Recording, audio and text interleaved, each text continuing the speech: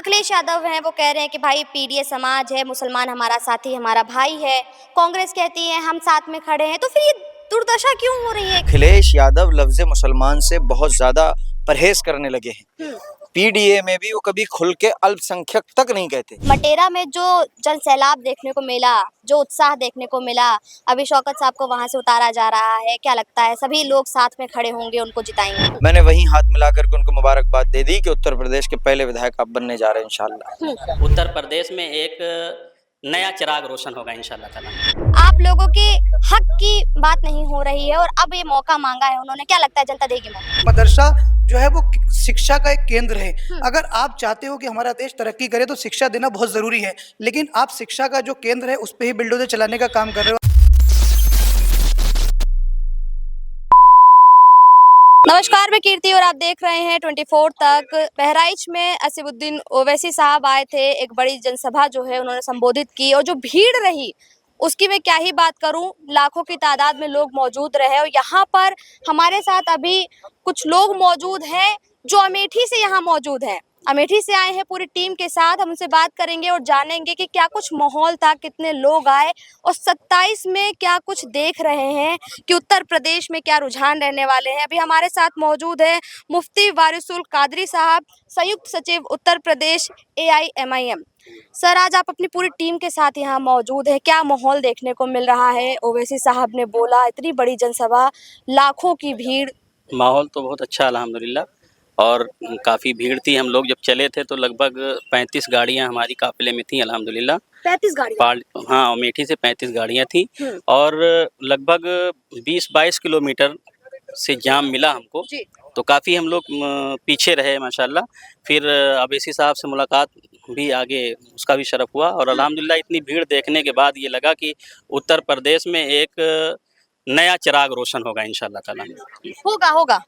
इंशाल्लाह। उन्होंने कह दिया है कि भाई इतने समय से आपने किसी और को मौका दिया, लेकिन कोई सुनवाई नहीं, कोई बात नहीं, आप लोगों के हक की बात नहीं हो रही है और अब ये मौका मांगा है उन्होंने, क्या लगता है जनता देगी मौका? बिल्कुल देगी, इसलिए कि 90 साल हम लोगों ने जनता को मौका, उन लोगों को मौका दिया।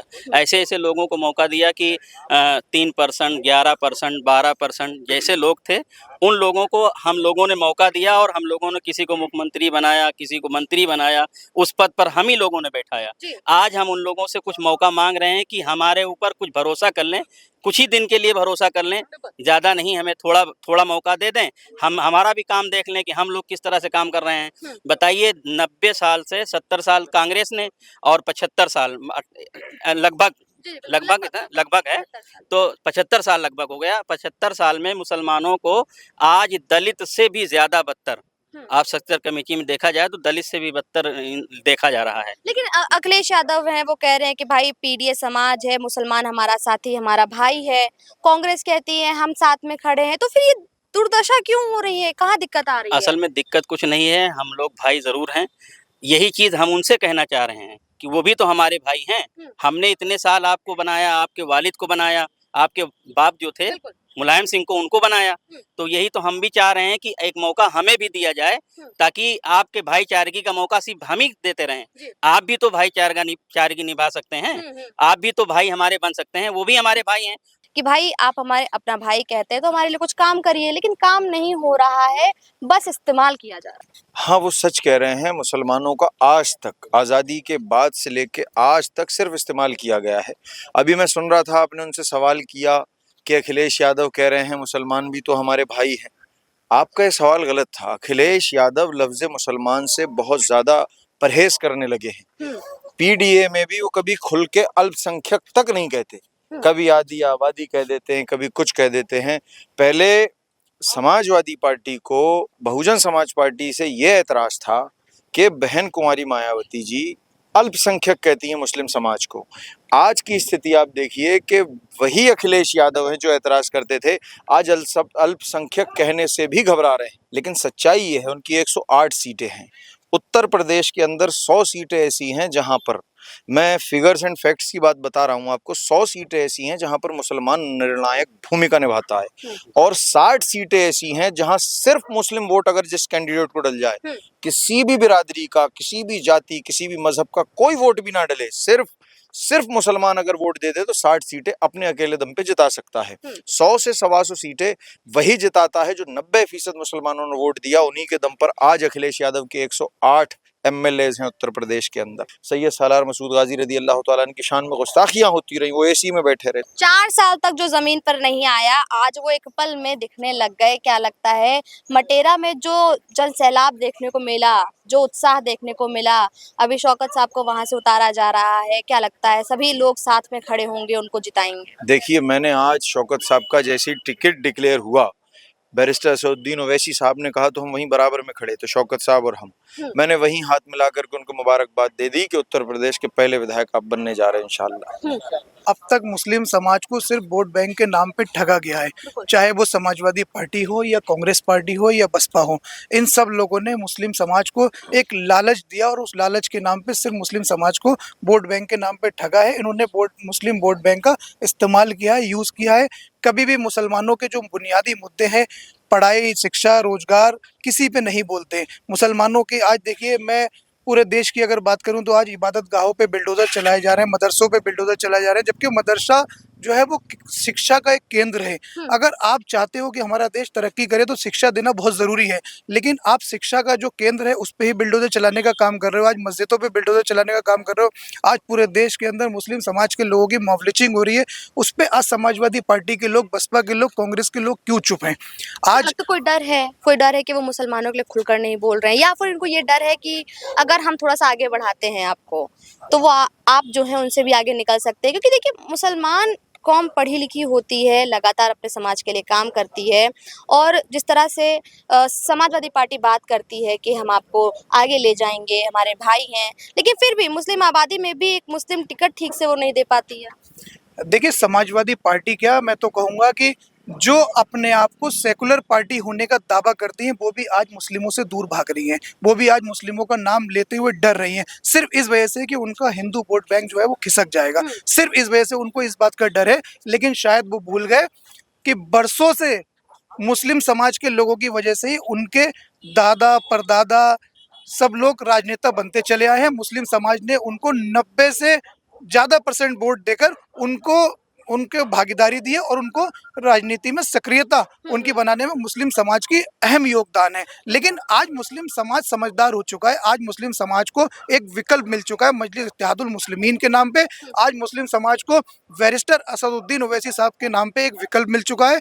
आज मुस्लिम समाज को ये पता लग गया है कि हमारे लिए बोलने वाला, हमारा लीडर, हमारा रहनुमा, हमारा नेता अब आ गया है।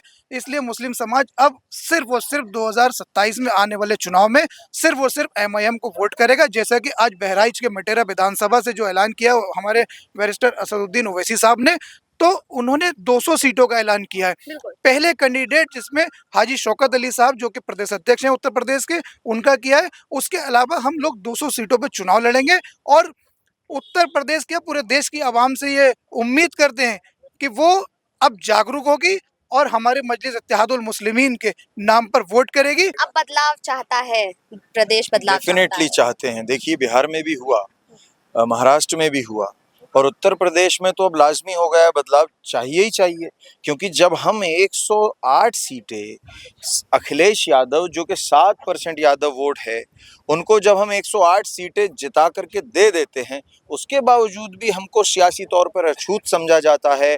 हमारी खानकाहें, हमारी मस्जिदें, हमारी दरगाहें तोड़ी जा रही हैं, हमारे लोगों के फर्जी एनकाउंटर किए जा रहे हैं, उनको जेलों में डाला जा रहा है। अखिलेश यादव एक शब्द भी मुसलमानों के लिए आवाज़ नहीं उठा रहे हैं। साथ रखी उन्होंने, इसलिए साध रखी है कि उनको लगता है कि उनका सो कॉल्ड जो मुस्लिम, जो हिंदू वोटर है, जिसे वो मानते हैं 7% यादव, जिसमें से 5% बीजेपी को जा चुका है, वो उस वोट को सिर्फ ना बिखरे, जो उनकी सबसे बड़ी गलतफहमी है, उसको नाराज ना होने की वजह से मुसलमानों के लिए वो कुछ भी ना कहने तैयार हैं, ना बोलने तैयार हैं। आज हर तथाकथित सेक्युलर पार्टी हिंदुस्तान की मुसलमानों से परहेज कर रही है। वोट चाहिए उन्हें, सत्ता में बैठना है उन्हें, लेकिन लफ्ज़ मुसलमान से बचना है, उनके किसी भी मसाइल पे बच के रहना है। इससे पहले हुकूमत जब आई थी अखिलेश यादव की, आपने उनका एक मेमोरेंडम देखा होगा, उसमें उन्होंने कहा था कि हम रंगनाथ मिश्रा आयोग, सच्चर कमेटी की सिफारिशें जो हैं, जिसमें ये कहा गया है कि उत्तर प्रदेश हिंदुस्तान के मुसलमान की जो हालत है दलितों से भी ज्यादा बदतर है, हम उन सिफारिशों को लागू करेंगे। लेकिन उन्होंने नहीं कहा। अतिरिक्त रिजर्वेशन देने की बात कही थी, नहीं कहा।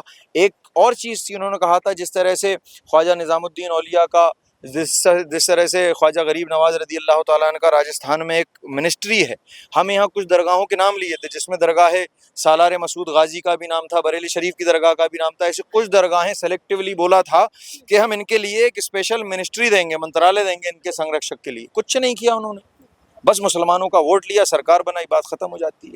तो जैसा कि आपने देखा है, यहाँ उपस्थित तमाम लोगों से हमने बात की और ये देखिए ये हुजूम है जो अमेठी से यहाँ आया है, बैरिस्टर असुद्दीन ओवैसी की जनसभा में शामिल हुआ और एक संदेश देने का काम किया है कि अब उत्तर प्रदेश बदलाव चाहता है, अब हमारा झंडा होगा और हम उस झंडे को लहराएंगे और अब अपनी सरकार बनाएंगे, अपने लोगों को जो है वो गद्दी पर बैठाएंगे ताकि अब हमारे हक की बात जो है वो हो सके। वीडियो पर आपका क्या कुछ कहना है कमेंट बॉक्स में जरूर बताइए। कैमरा पर्सन के साथ 24 तक।